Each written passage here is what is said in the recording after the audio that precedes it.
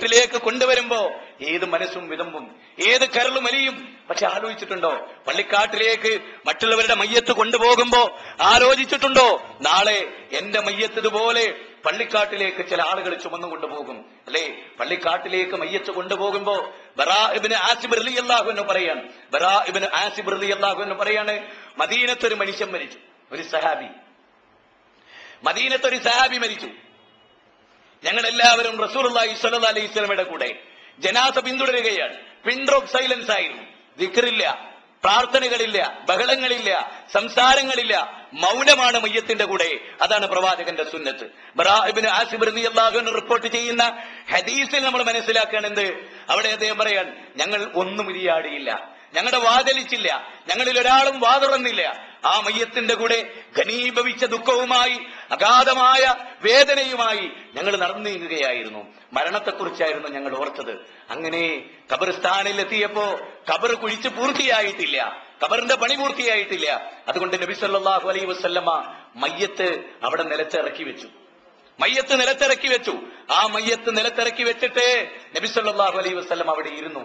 എന്നിട്ട് നബി ഇങ്ങനെ താഴോട്ട് നോക്കി ഒരു വടി മണ്ണിൽ ഇങ്ങനെ കുത്തിക്കൊണ്ടിരുന്നു, ഒരു വടി മണ്ണിൽ ഇങ്ങനെ കുത്തിക്കൊണ്ടിരുന്നു. പെട്ടെന്ന് നബി സല്ലല്ലാഹു അലൈഹി വസല്ലമ തല ഉയർത്തി. ബറാ ഇബ്നു ആസിബ് റളിയല്ലാഹു അൻഹു പറയാണ്, വല്ലാത്ത ഒരു വിവരണമായ മുഖത്തോടെ റസൂലുള്ളാഹി സ്വല്ലല്ലാഹു അലൈഹി വസല്ലം ഇങ്ങോട്ട് ഞങ്ങളുടെ നേരെ ഇങ്ങനെ തിരിഞ്ഞു. എന്നിട്ട് പറഞ്ഞു, നിങ്ങൾ ഖബർ ശിക്ഷയിൽ നിന്ന് രക്ഷ തേടണേ, നിങ്ങൾ ഖബർ ശിക്ഷയിൽ നിന്ന് രക്ഷ തേടണേ, നിങ്ങൾ ഖബർ ശിക്ഷയിൽ നിന്ന് രക്ഷ തേടണേ എന്ന് നബി സല്ലല്ലാഹു അലൈഹി വസല്ലം ഞങ്ങളോട് പറഞ്ഞുകൊണ്ടിരുന്നു. എന്നിട്ട് ഒരു മനുഷ്യന്റെ മരണത്തെക്കുറിച്ച് നബി സല്ലല്ലാഹു അലൈഹി വസല്ലം വിശദീകരിച്ചു. സഹോദരങ്ങളെ, പള്ളിക്കാട്ടിലേക്ക് ഒരു മയ്യത്ത് കൊണ്ടുപോകുമ്പോ ഈ ശാന്തമായ അല്ലെ, ഈ ശാന്തമായ ഒരവസ്ഥ നിങ്ങൾ ആലോചിച്ചു നോക്ക്. ഞാൻ കഴിഞ്ഞ 2-3 ആഴ്ചകൾക്ക് മുമ്പ് ഒരു പ്രമുഖനായ ഒരു മനുഷ്യന്റെ മരണ വീട്ടിൽ പോയി. അദ്ദേഹത്തിന്റെ മയ്യത്ത് കിടത്തി വെച്ചിരിക്കുന്നു. ആളുകൾ വന്ന് കാണുന്നുണ്ട്, എല്ലാവരും കസേലയിൽ ഇരിക്കുന്നുണ്ട്. അദ്ദേഹത്തിന്റെ മൂത്ത മകന് ഒരു ഫോൺ വരികയാണ്. ആ റിംഗ് ടോണ് അയാൾക്ക് തന്നെ ഒരു ആകെ മോശം. അയാൾ ഫോൺ റിട്ട് തെറിച്ചു. എന്താ അത്ര മ്ലേച്ഛമായ റിംഗ് ടോൺ? ഒരു മരിച്ച മയ്യത്ത് കിടക്കുന്നിടത്ത് പറ്റിയതല്ല. ഒരു മുസ്ലിമിനെ സംബന്ധിച്ചിടത്തോളം അയാൾ ചെല്ലുന്ന ഏത് മേഖലയിലും ആര് കേട്ടാലും മോശമില്ലാത്ത റിംഗ് ടോണേ വെക്കാൻ പറ്റൂ. വിശുദ്ധ ഖുർആൻ പോലും റിംഗ് ടോണായി വെക്കാൻ പാടില്ല, ഹറാമാണെന്നാണ് സലഫി പണ്ഡിതന്മാരെ പറഞ്ഞത്. എന്തുകൊണ്ട്? വിശുദ്ധ ഖുർആന്റെ ആയത്ത് കട്ട് ചെയ്യാനുള്ളതല്ല.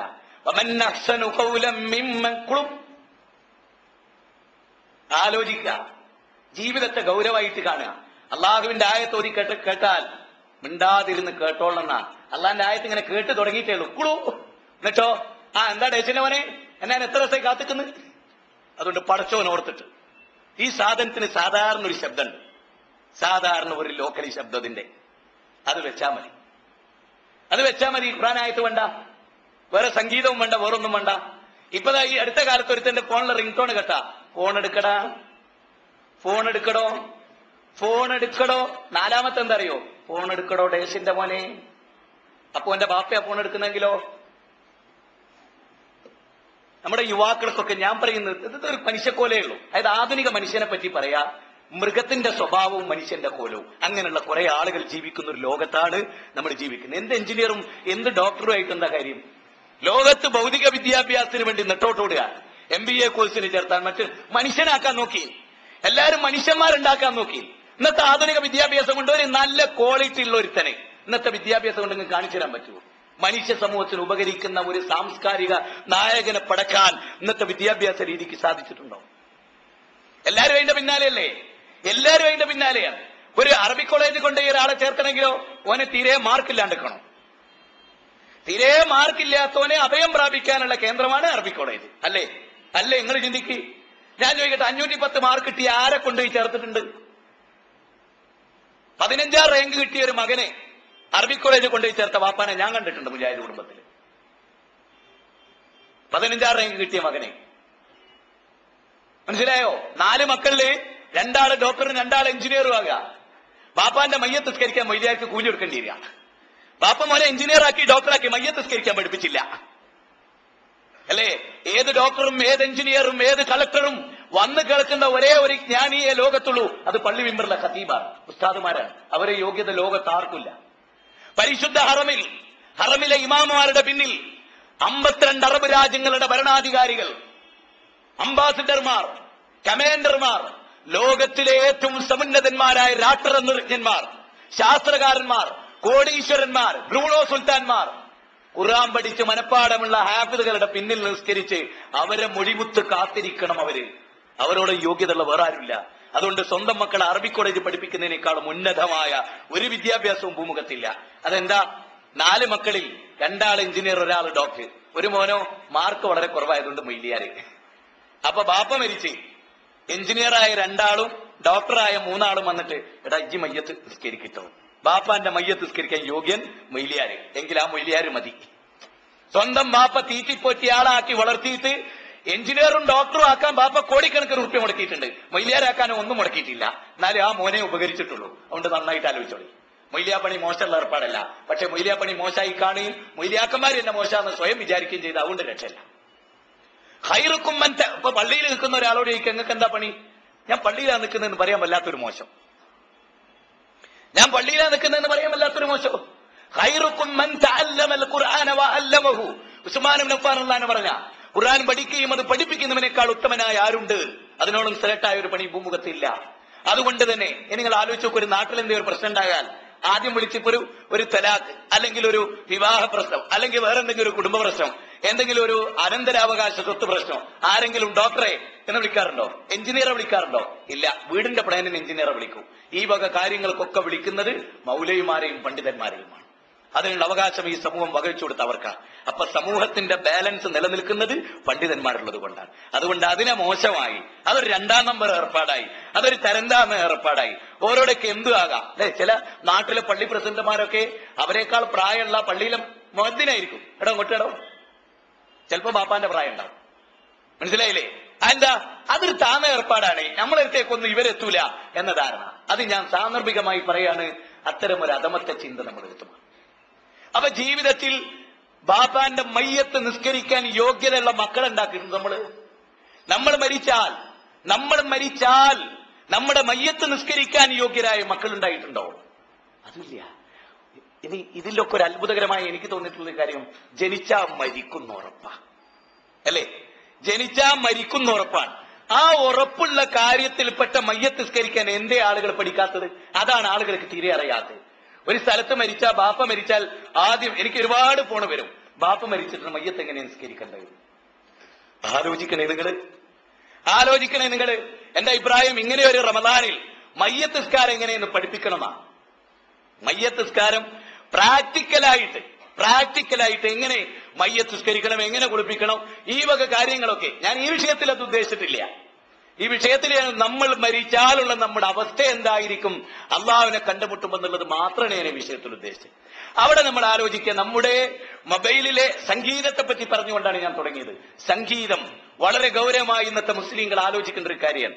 പള്ളിയിലൊക്കെ ചില ആളുകൾ വന്നിട്ട് നിസ്കരിക്കുമ്പോ എല്ലാവരുടെയും ശ്രദ്ധ പോക്കുമാറ്, അല്ലെ, സൈലന്റ് ഓപ്ഷനിലാക്കാൻ ഏത് സന്ദർഭത്തിലും മനുഷ്യൻ ഉൾക്കൊള്ളാൻ പറ്റുന്ന ഒരു വിധത്തിലുള്ള സൈലന്റ് ഓപ്ഷനിലാക്കി. ഇതിലൊക്കെ വരുന്ന ഒരുപാട് തിന്മകളാണ്. ഒരുപാട് തിന്മകൾ. പണ്ടൊക്കെ റെയിൽവേ സ്റ്റേഷനിൽ സ്വസ്ഥായിട്ട് നിൽക്കായിരുന്നു. റെയിൽവേ സ്റ്റേഷനിൽ അനൗൺസ്മെന്റ് മാത്രമേ ഉണ്ടായിരുന്നു. ഇപ്പത് ഞാനൊരു 2 ആഴ്ച കേൾക്കാൻ തുടങ്ങുന്ന ഒരു സ്വൈര്യമില്ല. അനൗൺസ്മെന്റിന്റെ ഇടയ്ക്ക് ഇങ്ങനെ നിന്ന് ബോറടിച്ചോ മാഷേ, നോ പ്രോബ്ലം. ആ ജാതിനൊക്കെ നാട് കടത്തണം. നിങ്ങൾ ആലോചിക്കുക. സംഗീതത്തെ പറ്റി പറയുമ്പോൾ ഞാൻ ഒരു കാര്യം കൂടെ പറയാം. ഇമാം ഷാഫി റഹ്മത്തുള്ളാഹി അലൈഹി എന്ന് ആദ്യം മദ്ഹബിന്റെ ഇമാമല്ലേ എന്ന് കരുതി തള്ളിക്കളയാനൊന്നും പറ്റില്ല. വളരെ ഗൗരവം. 8ാമത്തെ വയസ്സിൽ ഖുർആൻ 30 ജുസും പഠിച്ചിട്ടുള്ള മഹാനാണ് ഇമാം ഷാഫി റഹ്മത്തുള്ളാഹി അലൈഹി. 8ാമത്തെ വയസ്സിൽ അല്ലെ. ഇന്ന് നമ്മുടെ കുട്ടികളെ 3-4 വയസ്സാകുമ്പോൾ കമ്പ്യൂട്ടറും പഠിക്കും, മൊബൈലും പഠിക്കും, എല്ലാം പഠിക്കും, എല്ലാ കാര്യവും. ബാപ്പാര് പ്രായം ചെന്ന ബാപ്പാര് മക്കളോടാണല്ലോ പറയുന്നത്, മോനെ ഇതെങ്ങനെ ഒപ്പാക്കുക, ഇതെങ്ങനെ ഓണാക്കുക, ഇതിലെങ്ങനെ മെസ്സേജ് അയക്കുക. 8 വയസ്സുള്ള 9 വയസ്സുള്ള അല്ലെ. ഫാത്തിഹ പോലും ഓതാൻ അറിഞ്ഞൂടാ, പഠിച്ചിട്ടില്ല, ആവശ്യം തോന്നിയിട്ടില്ല. മയ്യത്ത് നിസ്കാരത്തിൽ ആദ്യം ഏതാ ഓതണ്ട്? റുക്കോ ഉണ്ടോ, സുജൂദ് ഉണ്ടോ? പിന്നെ 2 സുജൂദില്ലെന്ന് വെച്ചു പണ്ടൊരുത്തെ. അത് ഗ്രഹണസ്കാരാ അല്ലെ. നിങ്ങൾ ആലോചിക്കുക, എന്താ സമയം? നമ്മുടെ സമൂഹത്തിന്റെ അവസ്ഥ ഏതാണെന്ന്. പഠിച്ചിട്ടില്ല, പഠിപ്പിച്ചിട്ടില്ല, തയ്യാറായിട്ടില്ല. ഞാൻ പറയുന്നത്, ഒരു മഹലിൽ 300 വീടുണ്ടെങ്കിൽ വീടുകൾ തിരിച്ചിട്ട് ഒരു 20 വീട് ഒരുമിച്ച് കൂട്ടിയിട്ട് ആ വീട്ടിലെ മുഴുവൻ ആളുകൾക്കും മയ്യത്ത് നിസ്കാരം പഠിപ്പിച്ചു കൊടുക്കണം.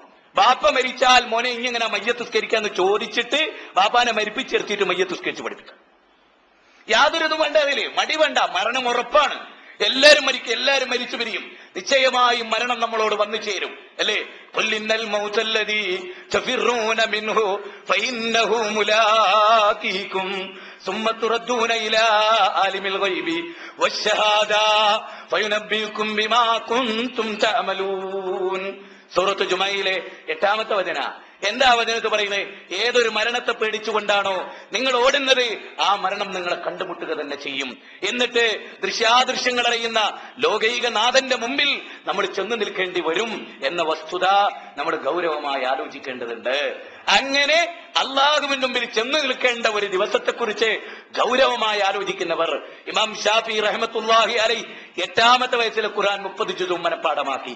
10-ാമത്തെ വയസ്സിൽ ഇമാം മാലിക് റഹ്മത്തുള്ളാഹി അലൈഹിയുടെ മുഅത്ത എന്ന് പറയുന്ന ഗ്രന്ഥം സമ്പൂർണമായി മനഃപ്പാഠമാക്കി.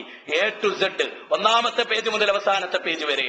13-ാമത്തെ വയസ്സിൽ ഗ്രാൻഡ് മുഫ്തിയായി ഇമാം ഷാഫി റഹ്മത്തുള്ളാഹി അലൈഹി പറയാൻ, യാ അയ്യുഹല്ലദീന ആമനൂ ലാ തദ്ഖുലൂ ബുയൂതൻ ഗൈറ ബുയൂതികും. ഖുർആനിലെ 24-ാം അധ്യായം 27-ാമത്തെ വചനമാണ്. നിങ്ങളുടേതല്ലാത്ത വീടുകളിൽ കടന്നു ചെല്ലുമ്പോ അവകാശവും അനുവാദവും ചോദിക്കണം, അവർക്ക് സലാം പറയണം എന്നൊക്കെ പഠിപ്പിച്ചിട്ടുണ്ട് ഖുർആൻ. എന്നിട്ട് ഇമാം ഷാഫി പറയാൻ, പക്ഷേ അത് നിബന്ധനയും നിയമവുമായിരിക്കെ നിങ്ങൾ അയൽ വീട്ടിൽ സംഗീതം കേൾക്കുകയാണെങ്കിൽ അനുവാദമില്ലാതെ അവരുടെ മണിയറയിൽ പോലും കടന്നു ചെന്ന് ആ സംഗീതം ഓഫാക്കാൻ നിങ്ങൾക്ക് അവകാശമുണ്ട്. ഇമാം ഷാഫി റഹ്മത്തുള്ളാഹി അലൈഹി പറഞ്ഞ ഗൗരവമായിട്ട് ആലോചിക്കണം. അല്ലാഹു സുബ്ഹാനഹു വ തആലയും ഇബ്ലീസും തമ്മിൽ ഒരു അഭിമുഖം നടന്നു. ഇബ്ലീസും അല്ലാഹു സുബ്ഹാനഹു വ തആലയും തമ്മിൽ ഒരു അഭിമുഖം നടന്നു. ആ അഭിമുഖത്തിൽ ഇബ്ലീസ് അല്ലാഹുവിനോട് ചോദിച്ചു, എന്റെ ഭക്ഷണം എന്താണ്? സഹിഹായ ഹദീസാണ് പറയുന്നത് കേട്ടോ. എന്റെ ഭക്ഷണം എന്താണെന്ന് ചോദിച്ചു. ബിസ്മി ചൊല്ലാതെ മനുഷ്യർ കഴിക്കുന്ന ഭക്ഷണം മുഴുവനും നിന്റേതാണ്. ഒരു പ്ലേറ്റിൽ ബിസ്മി അല്ലാതെ ഭക്ഷണം കഴിക്കുക, ഓ വളരെ പെട്ടെന്ന് ഭക്ഷണം തീർന്നല്ലോ. പാതി വിശാജ എന്നത് കൂടെ ഉണ്ടായിരുന്നു, അത് ഭക്ഷണം കഴിക്കുകയും ചെയ്തിട്ടുണ്ട്. ഖുർആനാ പറയുന്നത്, അള്ളാഹുവാണ് പറയുന്നത്. ഇബ്ലീസ് ഭക്ഷണം കഴിക്കുന്ന അള്ളയാ പറഞ്ഞത്, കുട്ടികളുണ്ടാകുന്നു അള്ള എന്നാ പറഞ്ഞത്, ഖുർആനിലാ പറഞ്ഞത്. വായിക്കുക, പഠിക്കുക, മനസ്സിലാക്കുക, തർക്കത്തിനപ്പുറത്ത്. ഞാൻ അങ്ങനെ പറയുന്നുള്ളൂ അതിനെക്കുറിച്ച്, ദയനീയത കൊണ്ട് പറയാണ്. എന്നിട്ട് ഇബ്ലീസ് വീണ്ടും ചോദിച്ചു അള്ളാഹുവിനോട്, നീ നിന്റെ സമൂഹത്തിന്, മനുഷ്യ സമൂഹത്തിന് നീ എന്ത് നൽകിയിട്ടുണ്ട്? അവർക്ക് പാരായണം ചെയ്യാൻ ഗ്രന്ഥങ്ങൾ നൽകിയിട്ടുണ്ട്. പാരായണം ചെയ്യാൻ ഗ്രന്ഥങ്ങൾ. എനിക്ക് പാരായണം ചെയ്യാൻ എന്താ ഉള്ളത്? നിനക്ക് പാരായണം ചെയ്യാൻ സംഗീതവും അതിന്റെ വാദ്യോപകരണങ്ങളുമാണ് നിന്റെ പാരായണം. ഇബ്ലീസിന്റെ പാരായണമാണ് ഗിറ്റാറും അതുപോലെ തന്നെ ഈ പറഞ്ഞിരിക്കുന്ന വാദ്യോപകരണങ്ങളും സംഗീതവും. ചില ആളുകൾക്ക് രാത്രി ഉറക്ക് വരണമെങ്കിൽ ഗസൽ കേൾക്കണം, ചെവിയിൽ ഇങ്ങനെ കുത്തി, അല്ലേ? നമ്മുടെ കുട്ടികളും നമ്മുടെ സ്ത്രീകളും എല്ലാം സീരിയലിന്റെയും സിനിമയുടെ മുമ്പിലാണ്. എന്താ പടച്ചവനോട് പറയാ? ولا تقف ما ليس لك به علم ان السمع والبصر والفؤاد كل اولئك كان عنه مسؤولا. 17-ാം അധ്യായം 36-ാമത്തെ വചനമാണ്. 17-ാം അധ്യായം 36-ാമത്തെ വചനമാണ്. ആ വചനത്തിൽ പറയുന്ന എന്താ? മനുഷ്യരെ, നിങ്ങൾക്കറിവില്ലാത്തതിന്റെ പിന്നാലെ നിങ്ങൾ പോകരുത്. സംഗീതം അനുവദിക്കപ്പെട്ടതാണ് എന്ന് ചിലരൊക്കെ എഴുതും, ചിലരൊക്കെ പ്രസംഗിക്കും. അത് വിവരക്കേടാണ്. സംഗീതം അനുവദനീയമല്ല, ഹറാമാണ്. സംഗീതത്തെ പറ്റി റസൂൽ എന്ന് പറയുന്നത് പച്ചവെള്ളം ചെടിയെ പരിപോഷിപ്പിക്കുന്ന പോലെ സംഗീതം കുഫറിനെ വർദ്ധിപ്പിക്കുമെന്നാണ്. മാത്രമാണോ അള്ളാഹുവിന്റെ ഗ്രന്ഥം, വമിനൻ നാസി മൻ യസ്തരി ലഹുൽ ഹദീസ് ലിയുദില്ല അൻ സബീലില്ലാഹി ബഗൈരി ഇൽമിൻ വയത്തഖിദഹാ ഉസ്വാ ഉലൈക ലഹും അദാബും മുഹീൻ.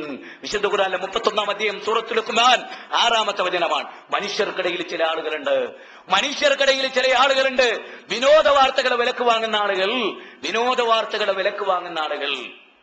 ഉത്തരവാദിത്തപ്പെട്ട ഒരു ജില്ലയിൽ ഒരു പരിപാടിക്ക് ചെന്ന് ആ നാട്ടിലെ ഒരു പ്രസിഡന്റ് വീട്ടിൽ ഭക്ഷണം കഴിക്കാൻ പോകാൻ ഞാൻ. അപ്പൊ അയാള് വളരെ വേഗത്തിൽ ഓടുകയല്ല നടക്കുകയല്ല, ഒരു 1.5 നടത്തം. ഓട്ടാണോ എന്ന് ചോദിച്ചാൽ അല്ല, നടത്താണോ എന്ന് ചോദിച്ചാൽ അത് രണ്ടും. ഞാൻ അയാളെ എടുത്തെത്തുന്നത് അയാൾക്ക് ഇഷ്ടമല്ല, എന്തോ അങ്ങനെ ഞാനും അയാളുടെ പിന്നാലെ വളരെ വേഗത്തിൽ ചെന്നു. സംഗതി എന്താന്ന് ചോദിച്ചാൽ അയാൾ പള്ളി പ്രസിഡന്റ് ഒക്കെയാണ്, മക്കള് സിനിമ കാണുക, മൗലവി വരുന്നതിന് മക്കളെ ഓഫാക്കിന്നാണ്. ആലോചിക്കുക.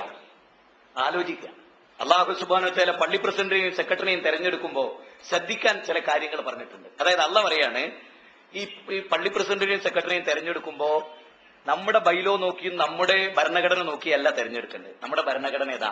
ഈ അള്ള പറയുന്നുണ്ട് പ്രസിഡന്റ് ആരായിരിക്കണം.